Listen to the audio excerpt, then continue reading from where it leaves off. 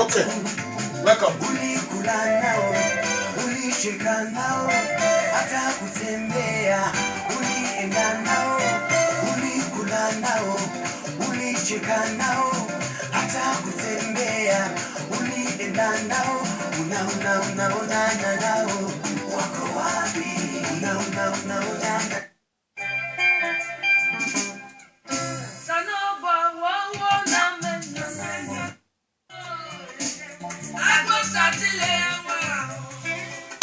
Welcome. We're about to start the prayer for today. Just follow the background. Exactly by 12:20, we are starting. Thank you for being here. Thank you. Welcome.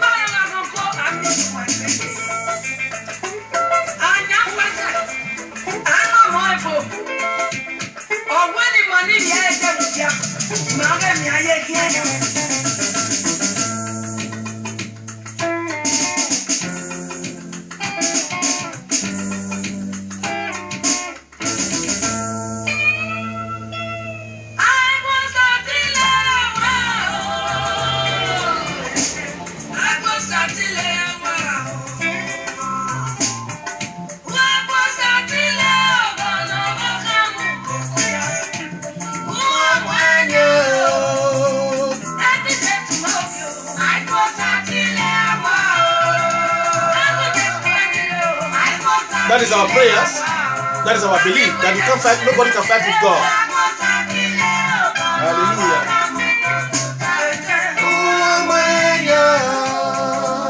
Hallelujah to God Almighty.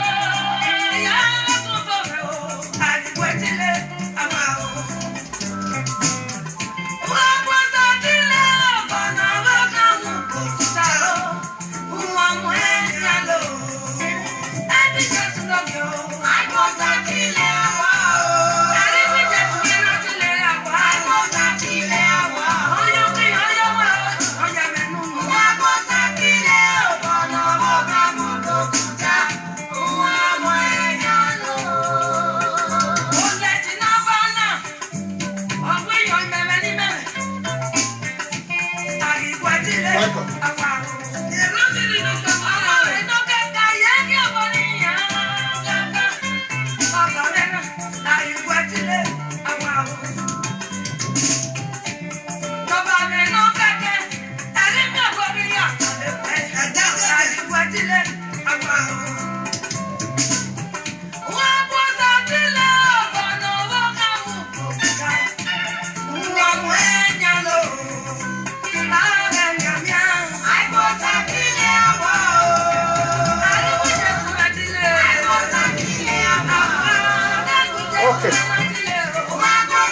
20 minutes.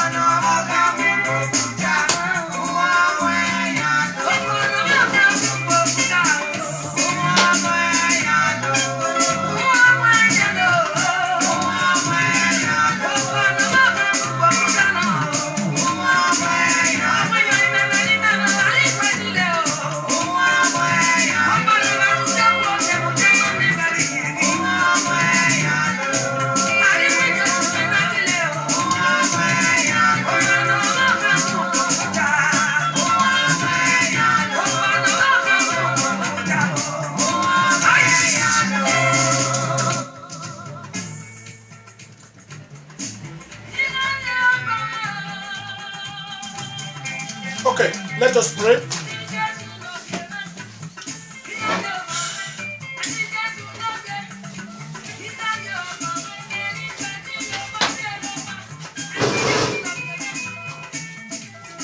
Father, Lord God Almighty, glory and honor be unto your name.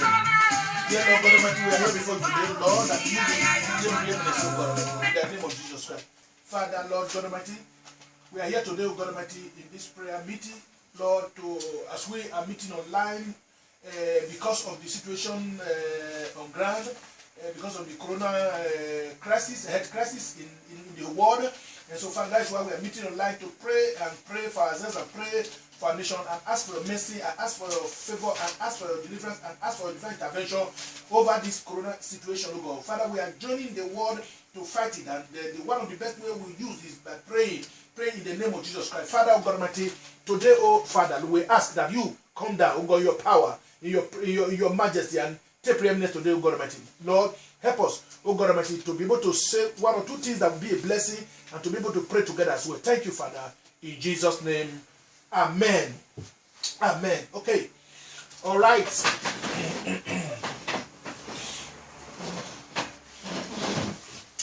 All right. Welcome.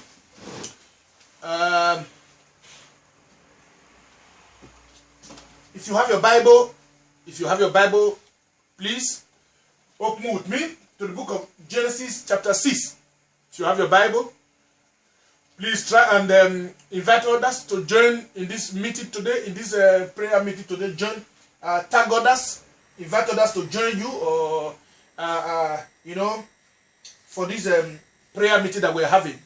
Thank you for joining, wherever you are joining from, whether from Germany, whether from Italy, whether from Nigeria, whether from any other part of the world. You are welcome in Jesus' name. You know that today we said we are going to pray, and that is why we are here now. And so I thank you for coming. I thank you for finding time to be part of today's meeting. Okay, you are welcome in Jesus' name. All right, and then if you have your Bible, please open with me. If you have your Bible, okay, I'm coming. Please just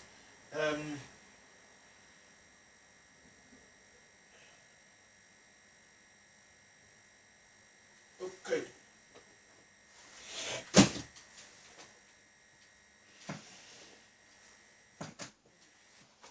If you have your Bible, put to the book of Genesis chapter 6.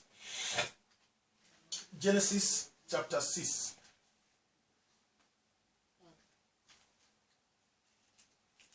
Amen. Chapter 6, let's read from 8. Let's read 8 and 9. Chapter 6, 8 and 9. Last Sunday, we also read from this portion. Genesis chapter 6. We read from this portion also. So, that's why I'm also using it today. It's kind of follow-up. Chapter 6 of Genesis. Are you there?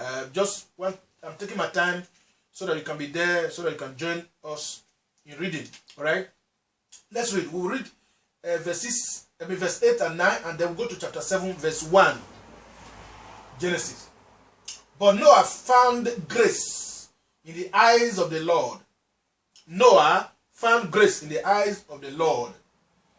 These are the generations of Noah. Noah was a just man. Noah was a just man. And he was a perfect man in his generation. Okay?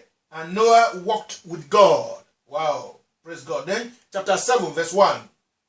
And the Lord said unto Noah, Come thou and all the house into the ark, for thee have I seen righteous before me in this generation.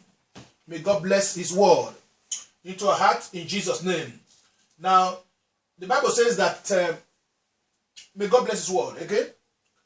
We are talking about Noah, who found grace in the sight of the Lord. Now, the topic I'm talking upon today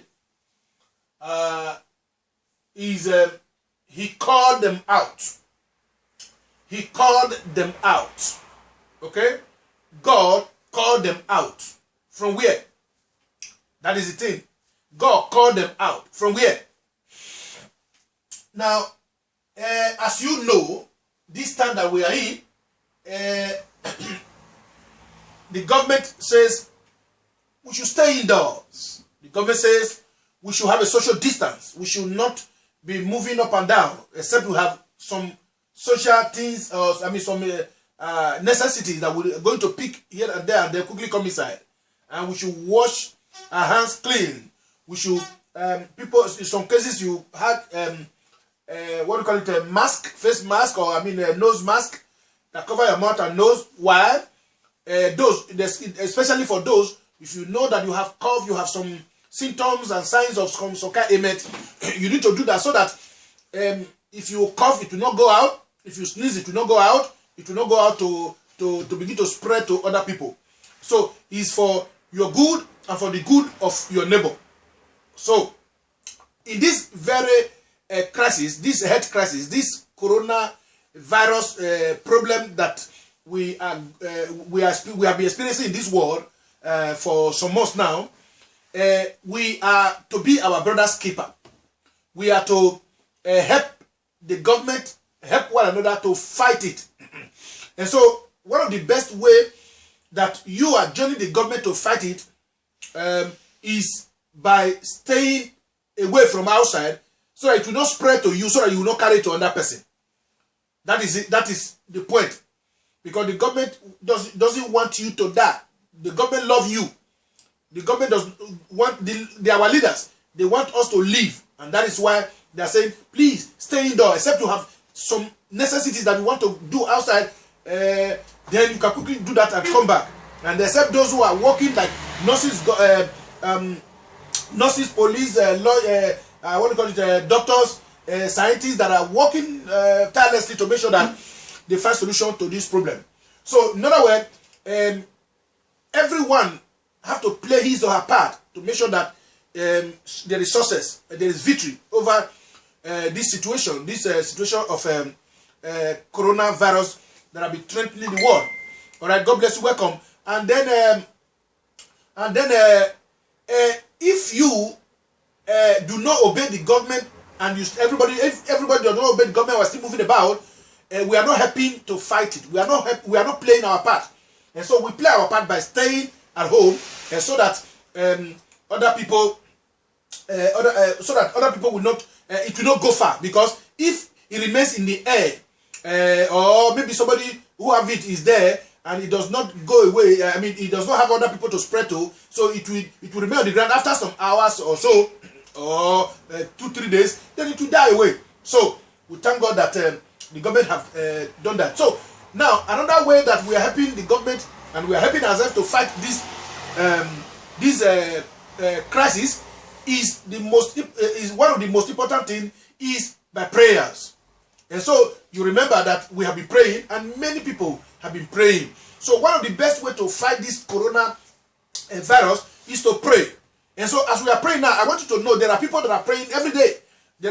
I'm not talking about ordinary prayer that we pray. Every morning or evening we pray and say, God, have mercy on us. God, heal us. God, fight this battle for us. God, immunize us. We are praying that every day. But there are people that are fasting and praying almost every day because they are concerned. So every one of us should be concerned. And that is why we have to pray. And so today, like last Wednesday, we fast and pray. Today we are fasting and praying. So if you are not fasting and praying, but no, if you are not fasting, no problem. But join us in this prayer because it is essential. But we need to hear things that will help us because counsel is very important. That's another way too. Another way to fight it is to listen to wise counsel. Like the Bible says in the book of Isaiah chapter 53, whose report are you going to believe? Okay, we children of God believe the report of the Lord. The report of the Lord says that by His stripes we are healed. He said the chastisement of our peace have been laid on Him. That is to say, the Lord Jesus Christ is there as a medium or as a sacrifice that is made for us, so that when we call upon the name of God through Jesus Christ, we are well, we are made whole. As we are well spiritually, that is, as we are saved because we believe on Lord Jesus Christ, so we can as well pray in the name of Jesus Christ and healing can come. We have experienced that. I'm a testimony. I'm a witness to that. Okay, and I know that many of us we are witness to that. Now I want you to know that when we also are in this situation, when we hear the word of God, He encourages us. That is one of the another way to fight against this enemy. Hearing the word of God, because the Bible says faith comes by hearing. Another way to fight the battle, to fight this battle, that is which is very essential. I said prayer. I said encouraging one another. I said staying away from obeying the government by staying away like this as we are doing now. Then I also say that I'm not saying that we need to also listen to wise counsel. We need to listen to wise counsel. We need to also give wise counsel. You remember those of you that are with us in Italy assembly. Remember from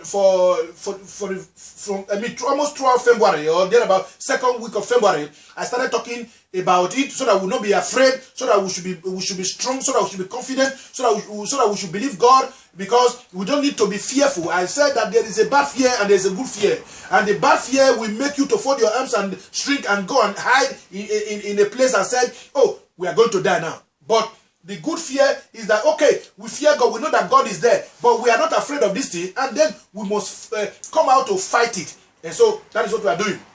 So when we hear the word of God will encourage us, the word of God will empower us, the word of God will help us to know that no matter the storm, it is for a time. I repeat that. No matter the storm, it is for a time. Now, this coronavirus news is a storm.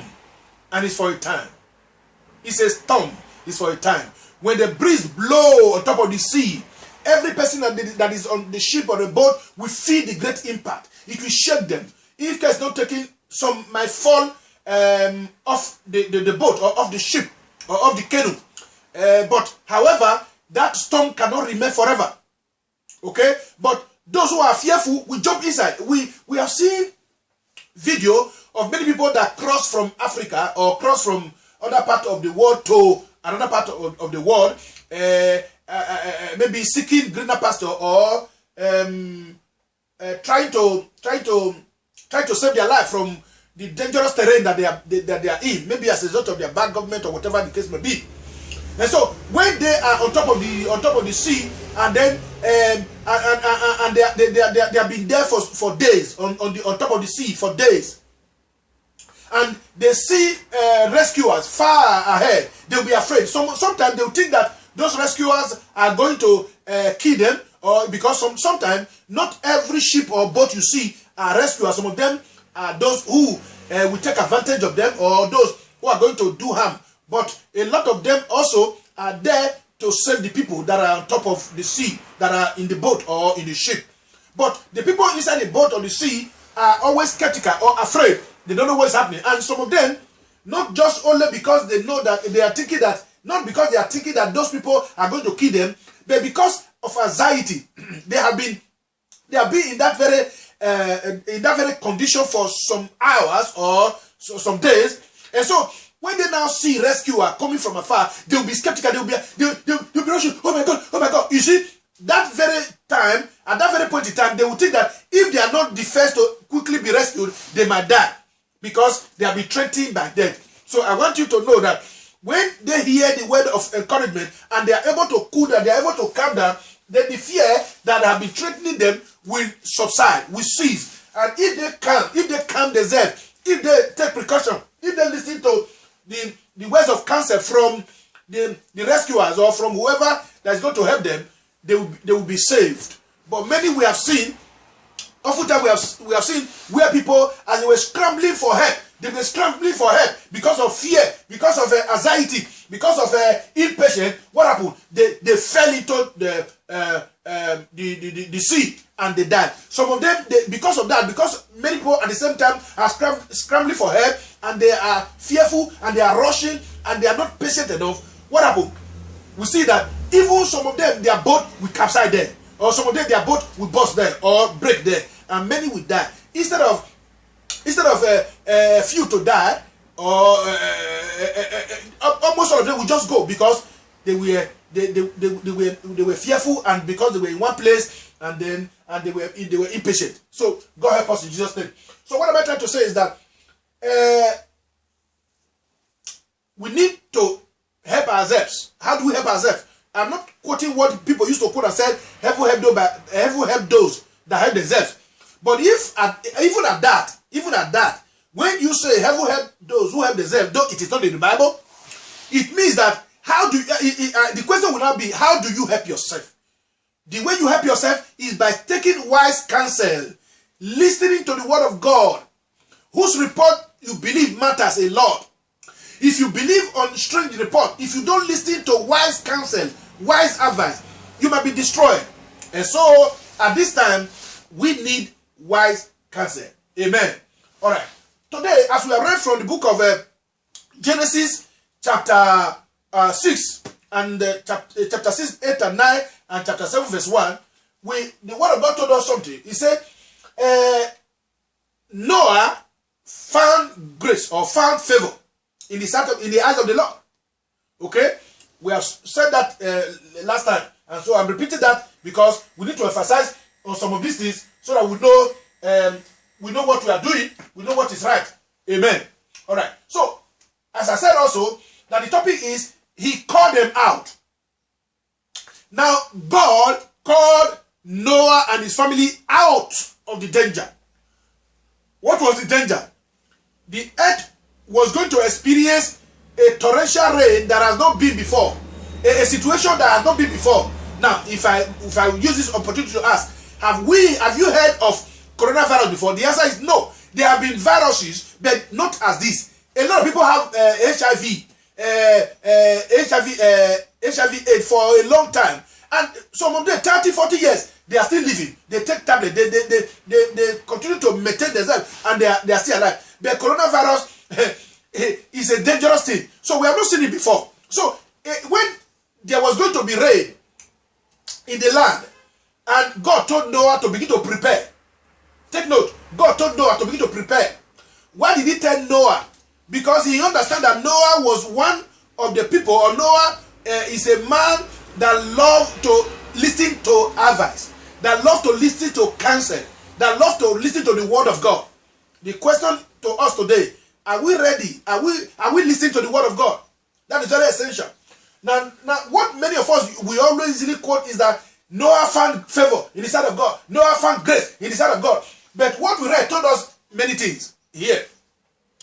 That Noah was a just man. I think I've explained that last time. Noah was a just man, meaning Noah was living right. Was living right. Just mean somebody that is living righteously or living in the right way. That's doing things rightly. And the Bible said that he was a perfect man. In other words, that in the midst or in the community where he lives, he was seen as a model. Because God created us to be his image and likeness. Okay? To be his image and to be like his likeness. Image means the representative of God. Noah in the land was a representative of God.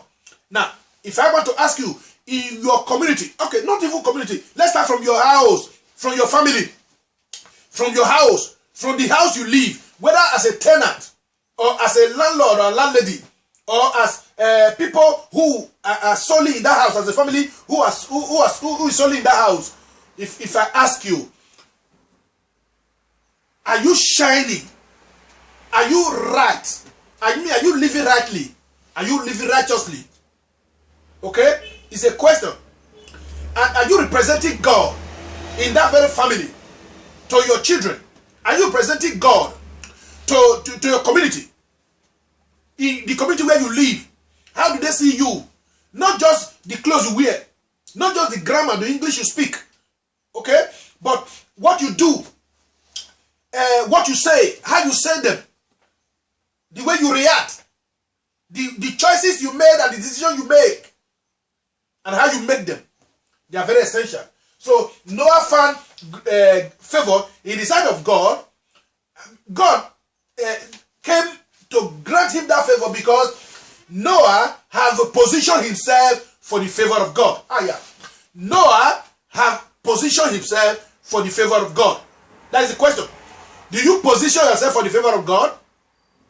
Do you position yourself for the favor of God? That is the question. Now, we watch video, news. Many people in America, many people in Nigeria. Now, they refuse to social distance themselves. They refuse to stay indoors. They are complaining about food. Where will I get the money from? Now, the question is, if you are now sick, with all the money you made, or you are made, if you are now sick, if you are now being attacked with coronavirus, how are you going to use the money? Many Tanzanians, many people that are so rich in America or in other places, they have contacted it. You even know that some of our governors in Nigeria and some senators and many of them in America and the rest of the world, they contacted coronavirus. They have money. They are in position. But because of the contact they had, they contacted this coronavirus, and today they have it. Now they are in, some of them are in self-isolation, some of them are in hospital being quarantined and being treated, and some of them died. 3 days ago, we heard about a journalist in Zimbabwe.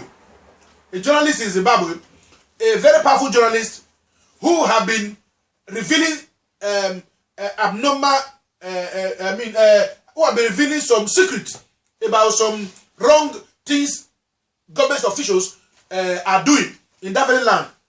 And so he had a contact because he traveled. He had a contact, and then before he was and anyway, the health facilities in that country is also very poor, and so he was taken to the place, a quarantine, and just 2-3 days he died.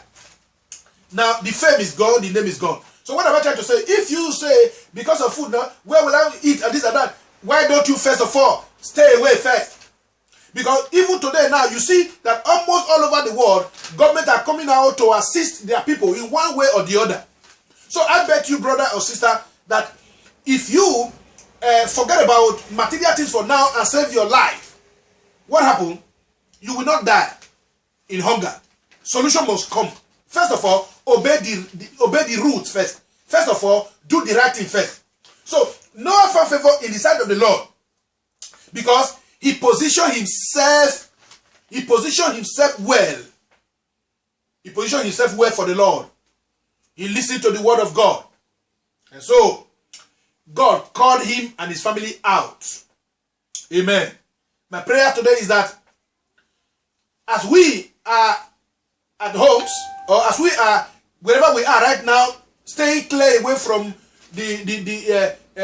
from the crowd, social distancing ourselves. I pray that God use that opportunity to call us out of the danger of coronavirus, that we will not be part of it in Jesus' name.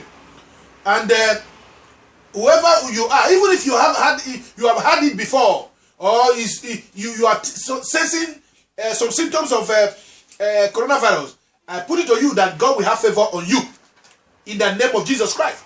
Whoever that have that symptom of virus or whatever it is, or a flu or fever, because one of those signs may be like fever. Whoever you are, if you have such, we are praying today that the hand of God meet with you. Amen. The hand of God touch you. Amen. We pray that God visit you today in the name of Jesus Christ. That you receive your healing in Jesus' name. Now, my point here is that God called them out. In other words, God came out to deliver them, Noah and his family, out of the dangerous rain that was going to fall to destroy everything in the world. Noah was saved. So God has saved you. God is saving you and saving me from the infectious disease called coronavirus. This virus that is hitting hard. God is saving you. God is saving me. And let the child of God say amen. I join you, amen. But you have to position yourself well. Very important. I know that there are some people who says they didn't travel, they didn't have contact with people. Is that true? Now, it depends on the kind of contact. Not only shaking of hand, getting close to somebody, be in a meeting where people are. That is why when they just announced that there should be no much gathering, I realized the place we use for our church here in Italy is not too wide, and the windows are always closed. The doors, and there are glasses here and there. They are closed because of cold weather. So we don't allow air enter inside because of cold weather. So I realized that even if I'm going to say, okay, let us separate 3, 5, 10 people at a time, the place is an airtight place. So it will be easy. Such a thing people can easily contact. So I quickly make sure that I stop our meeting. Then we have been meeting online. So I believe that this online is also a blessing. I'm not thinking about the offering. I'm not thinking about the tithe. Because if you are not alive, will you be able to work to earn money to pay tithe or to give offering? So we should not be selfish about that.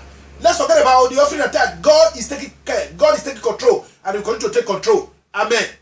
So you may think, maybe this man is getting money. I tell you, since I came to Europe, I have never taken one dime from a government. One dime from a government, except the little one we work. From a government, no. Okay? So, but I believe that if the government, says now that they are going to help, I believe, they will help. I pray that I should be a part of it. And I also pray that I should be a part of the help in Jesus' name. So, but without thinking about whether government will help or not, we quickly stay away from the public so that we be cautious about situation. And so, Noah and his family positioned themselves well, and the favor of God came. God remembered them. I pray that God remember you. I pray that God remember us. I pray that God remember your household. I pray that God remember your family in the name of Jesus Christ. Now, I pray that even if any one of your family member has already contacted it, that the divine hand of God will touch him or her, and that person will be healed in Jesus' name. We use this time also to remember those who whose family have died as a result of this virus. You know, one of the questions I was also talking with my wife just now is that, hey, look, now, since this coronavirus issue, we don't hear again that somebody died of fever or malaria or stomach pain or what this and that. Anybody that died now is called coronavirus death. Coronavirus death. It may not be true that everybody that died is coronavirus death, but the news now is that anybody that died, like in America now, over 2,000 or so, or more than that, coronavirus death. Italy now, over 8,000, coronavirus death. Spain, but God will help us. We shall overcome in Jesus' name. Amen. As we talked about finding favor before God or in the sight of the Lord, we found that because there was danger ahead, God called Noah and his family out for safety. Because there was danger ahead, God called Noah and his family out for safety. Whatever danger that has been there or that is ahead as a result of this coronavirus or any other virus, God save you. God protect you. God deliver you. God give you divine immunization. We pray that, we have been praying that for some time now. God, give me divine injection. divine immunity. What is immunity? Immunity is something that you will be free from any attack or any disease or any judgment or any arrest. Immunity. So, our prayer is, God, give us divine immunity.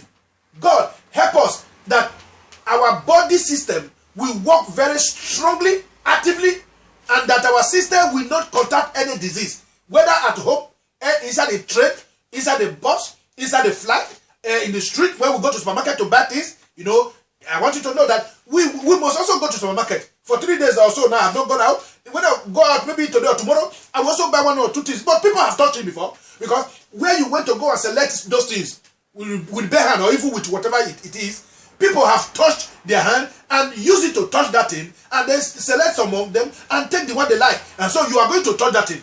So we continue to pray for the mercies of God, or for God's mercy in this situation, and for God's favor. Amen. So there was a danger ahead. God called out Noah and his family. Whatever danger that is there right now, God is calling us out of it to save us in the name of Jesus Christ. Now, he gave them an ark to hide in. God gave them, Noah and the family, an ark to hide in. And that ark was being prepared, and he asked Noah to prepare it. Okay? And that ark, I will say that is Jesus. Now, years before Noah, 120 years thereabout, Noah had been preaching, there is going to be rain. Nobody believed. But God says I should build an ark. Anybody that want to be rescued from this rain should come into the ark. Nobody believed. But until that day, when Noah and his family, when the rain started to fall, and God, before it started falling, God said they should enter into the ark. He invited others, but they refused. They entered. So, we have been talking about the name of Jesus, and the name of Jesus Christ has been saving us. We have been calling upon Jesus. We have been following the name of Jesus Christ, and that same name that we have been following will save us. Amen. That name of Jesus that you have been following will save you. That name of Jesus that we have been calling upon will save you.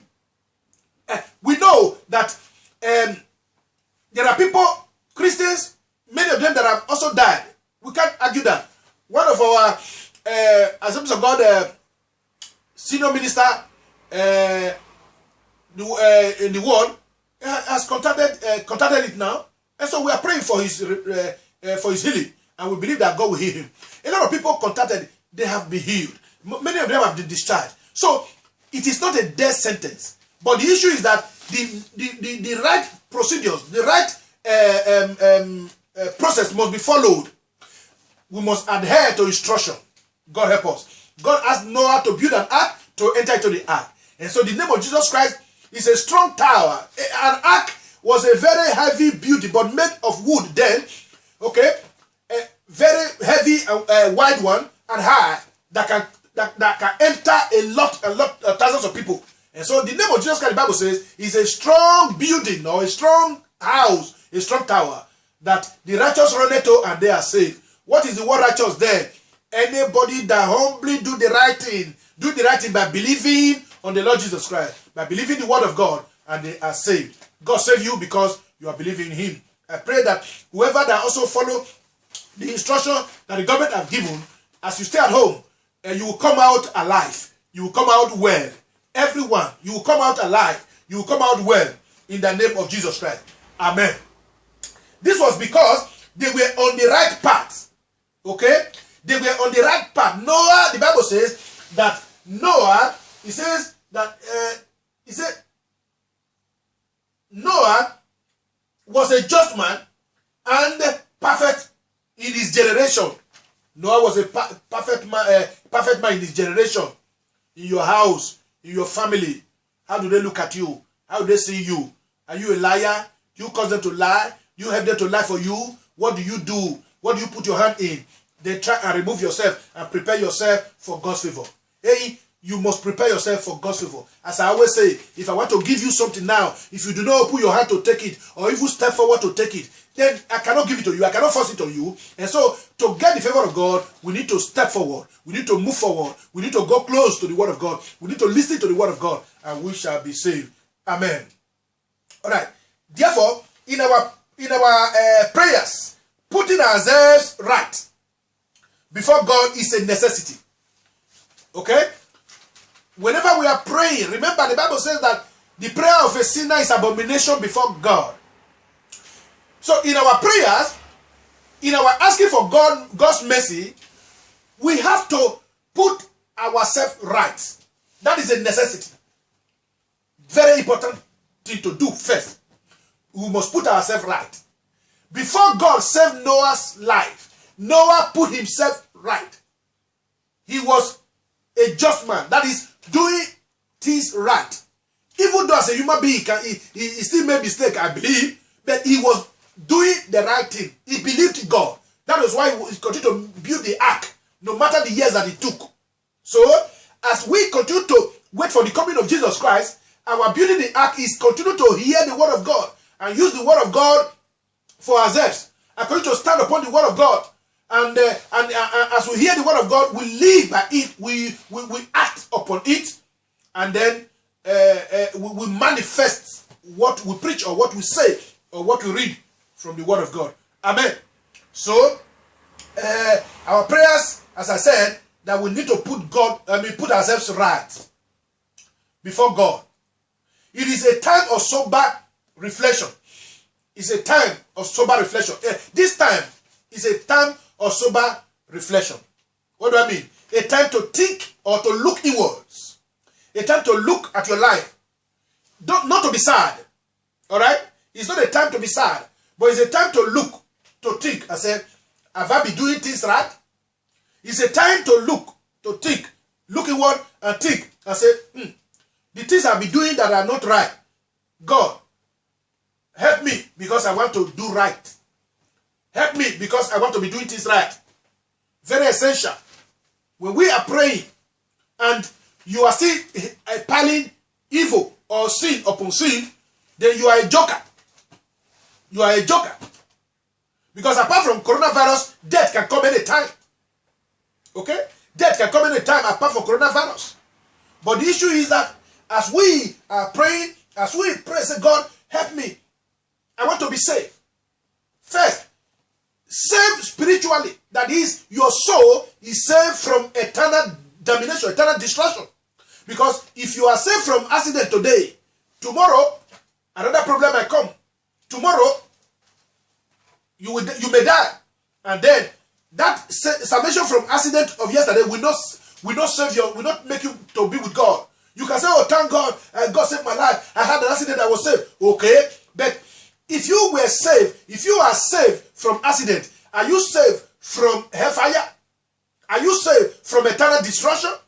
Are you saved from the anger of God? Are you saved from being an enemy of God? That is a good question. So, putting ourselves right is a necessity, and it's a time of sober reflection, and it's a time to seek redress. What does that mean? It's just like when you look at what you put on, it doesn't match, it's not right. There are dirt in it, or there are stain in it. Then what you do, you go inside, then you look at yourself again, then you remove it and put other clothes. You seek redress by going to the word of God and by going to God and say, God, have mercy on me. Okay? Like the song we sang the other day, my Father, renew me.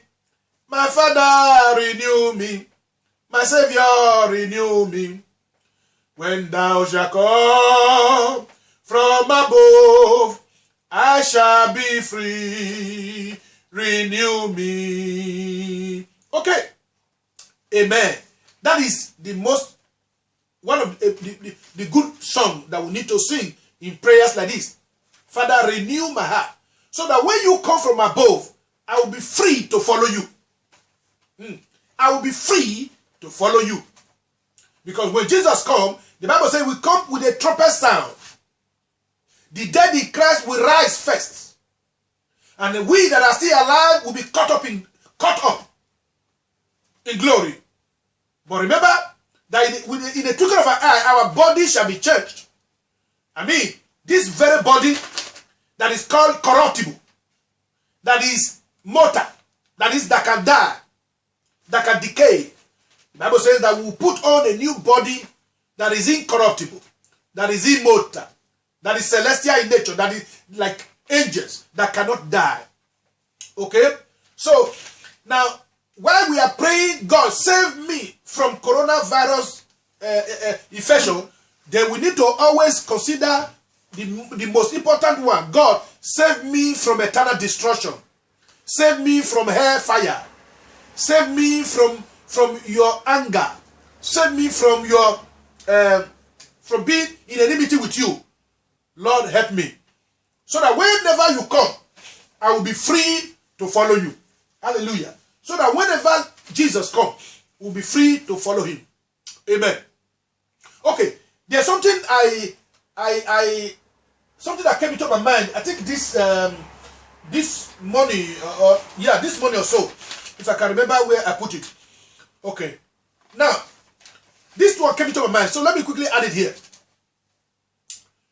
Now, whether you are inside the house, or you are at workplace, or you are in the plane, on the sea, anywhere you are, I want you to know that God is there. God can save from anywhere, in any place. Again, I want you to also know that if, like some people do, I'll be arguing and disobeying the government, when the government say everybody stay, don't gather crowd, especially more than some people, some will say more than 2 or more than 5 or more than 10 or more than 50 as the case may be. But some churches say no. They think that is faithlessness to obey the government. And some of them, I think, anyway, like in America, 2 pastors have been arrested. Last Sunday they had meeting. 2 of them have been arrested. They are in dock now. So I'm sorry about that, but it was not mature of them. All right? Because if it happened in such a church and many of them have those problems, it will fall back to the government. And then if the government is not able to take care of them, everybody will still blame the government. So that is why the word of God says we must obey those who are in authority, but obey them in the Lord. If we are doing what is wrong, they have the right to discipline us.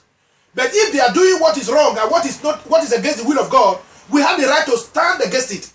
And if they attack us, persecute us, yes, that is righteous persecution. So when you are stealing or doing other abnormalities and they maltreat you, don't say it's persecution.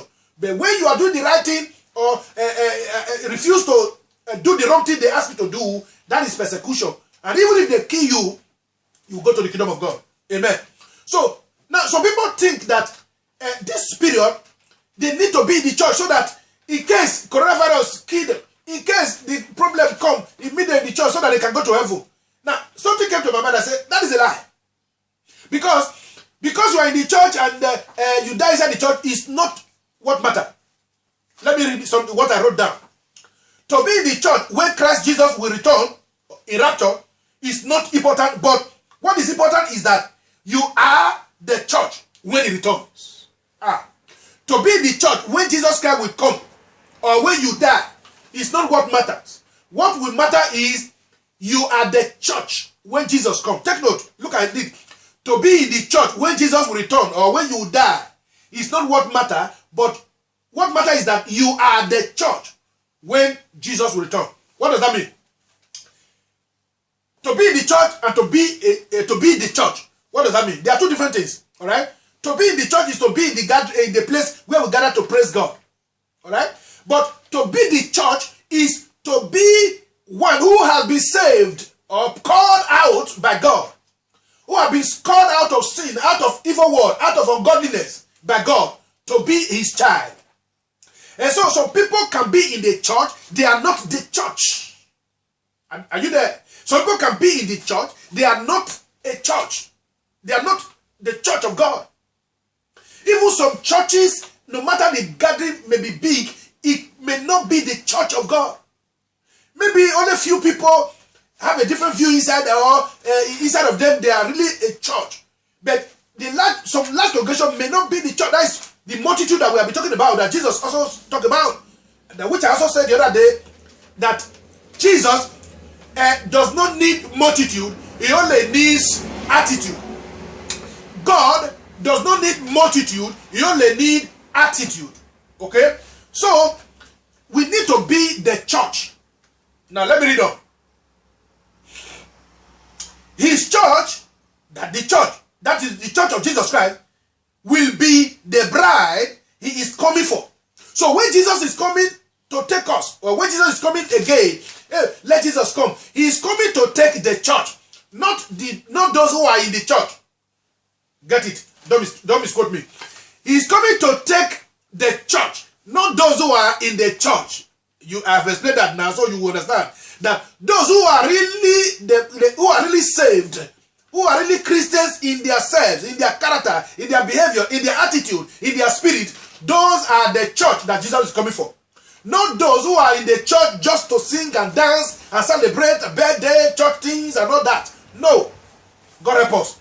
Amen. So the church is the bride. Jesus is coming as the bridegroom. The church is the bride. Jesus is coming as the bridegroom. The church is the bride. You know bridegroom, husband. You know bride, wife. And so Jesus is coming as a husband to take his wife. Who are those? Who is that? The church. And so we are married to Jesus. The moment you give your life to Jesus Christ, the moment you give your life to God, you are married to Jesus. Now, if you are married to Jesus, why are you still doing other things that are not right? Why are you still believing in native doctors to come and do charm and do incision on your body? Why are you still calling your parents or calling people to do something for you? If you have small dream, instead of you to say, Father, I cancel this dream, instead of you to say, Father, I trust in you, you still call people to do society for you, they do ring for you, protection, and put some mark in your body, then you are not the church, or you are not a church, even though you are in the church. God, have mercy. Amen. Now let me say it on. And his church, or his bride, is anyone prepared for him or for his return. The church of Jesus, the church of God, is any person or anyone who is prepared for the coming of Jesus. And so, the question is, are you prepared for the coming of Jesus? There's a song that we used to sing. Will you be ready when the Lord shall come? Will you be ready when the Lord shall come? The answer, I will be ready. I will be ready. I will be ready when the Lord shall come. I will be ready. I will be ready. I will be ready when the Lord shall come. Let's sing it again. Will you be ready when the Lord shall come? Will you be ready when the Lord shall come? Oh yes, I will be ready. I will be ready. I will be ready when the Lord shall come. Hallelujah. I will be ready. I will be ready. I will be ready when the Lord shall come. That is it. Just like the one I sang that says, renew me so that when thou shalt come, I shall be free. Now, this is not only to sing it with our mouth. As I'm singing it from my mouth now, it's very melodious, very sweet. But that is not important as living the life that is really ready, that shows that I'm ready. Alright? To say, Father, I am ready, is not as important as really doing the will of God. It's not, what is important is really preparing ourselves, doing the will of God, in order that when Jesus comes, or when we die, we know that we are waiting for the coming of Jesus. That is what is more important. Not just to sing it with our mouth. Because to sing with your mouth, it doesn't really mean anything. Though, when you confess it out, it could be what is in your heart. But many a time, we've seen that, yes, it is now something that people just say with their mouth. Or a lot of persons will just say with their mouth. Alright? So, the Bible says, out of the abundance of the heart, the mouth speak. But today, sometimes, some people speak from their head. Nevertheless, if you also read it like that, it is also true because some people, because of what you have been hearing, you can say, yes, I want Jesus to come, I want to follow. But if your footsteps are not following the path of Jesus, Thy word is a lamp unto my feet and a light unto my path. If you are not following the path of Jesus, if you are not following the path of God, if you are not living according to the Bible, according to the word of God, then you just sing it from your mouth. May God help us in Jesus' name. So we need to pray and say, God, help me to be ready when you shall come. Help me to be ready when you shall come. Now, brethren, we need to pray that such prayer because, okay, look at, like as we were saying the other day, and we continue to say it, especially in these times, in the time that we are in now. Ordinary, we use the word ordinary. Sometimes it's not supposed to be used ordinary. Coronavirus, dangerous like this, but just one type of virus. There are many viruses in the world. There are many sicknesses in the world. There are many troubles in the world. There are many difficulties in the world. There are many difficulties in the world. But just because of coronavirus now, the whole world is shaking. The whole world is shaking. Just only one. If now, in the book of Revelation that we read the other day, there are about 7 trumpets that Jesus, that the angels of God will sound when Jesus is about to come. And when he sound them one after the other, one danger or the other will begin to happen, and it's begin to escalate, go higher, higher, higher. And so the final one, then Jesus will come. So I said the other day that, look, this coronavirus does not mean that Jesus is coming now. But this coronavirus means that is showing to us that what the word of God says that will happen before Jesus comes is now here. So what am I trying to say is that coronavirus does not mean that God is saying God is just going to come now through coronavirus. No. But it means that it's telling us that, hey, what the Lord says that will happen when the time for him to come is at hand, will begin to happen. Now, coronavirus is showing to us. Matthew chapter